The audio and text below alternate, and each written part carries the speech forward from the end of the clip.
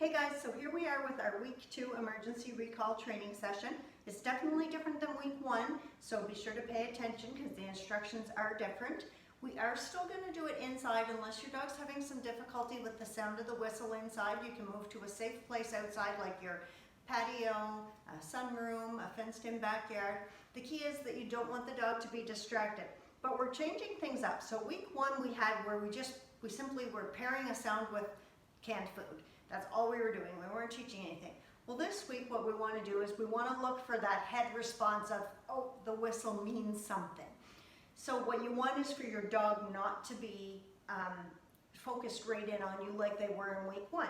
So I want to kind of mill about, oh, so these guys are just kind of hanging out. They do know that when I talk to this camera that something good might happen, so they're paying pretty close attention to me, but I'm not necessarily sitting here with canned food on my lap and a whistle in my hand so that they know that's going to happen.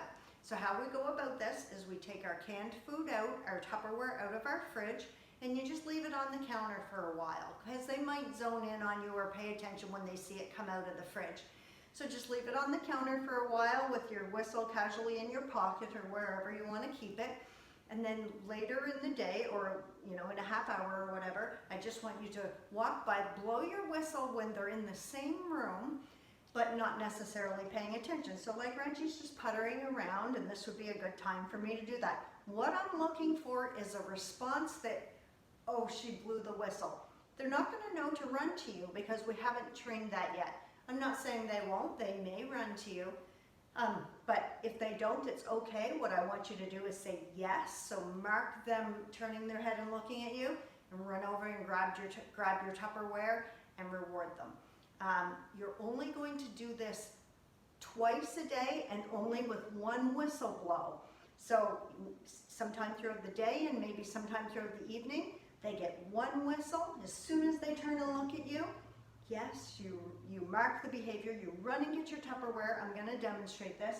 Run and get your Tupperware, let them eat for their 10 seconds, praise them, then put the food away. That's all they get for that one training session. And then they get one more training session. And you're going to do that 4 days this week. So 4 or 5 days. If you can get 5 days in, that's great. So I'm just going to, so they're kind of paying attention to me. So I'm just going to roam around a little bit and pretend I'm not talking to the camera, and I'll blow my whistle, and then we'll see if I get that kind of head response that I need to get.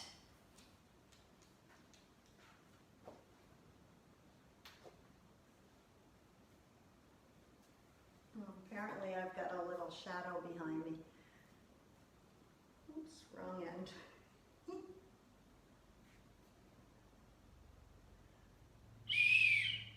Yes, good boy. Good boy, Reggie. So he actually peeked around me so that he could see me. So, yes, good boy.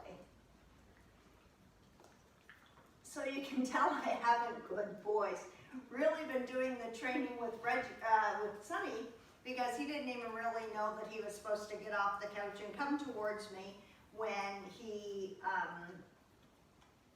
saw me open the Tupperware. Good boys. And then this just goes away. So I've been doing this reliably with Reggie for just the same as you guys have been doing. And as soon as he heard that whistle, he peeked right around my leg. Ideally, they're not going to be that close to you guys, but just for demonstration purposes, that's how I did it. I almost did, let's just see.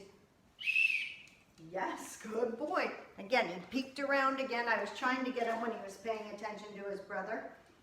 And you can see that Sonny just doesn't really have the same association to this as Reggie does, and that's what your dogs would have been like if you had done this a week ago with them and expected them, if you hadn't have paired the sound with the food and just blew a whistle, you'd almost get the same response.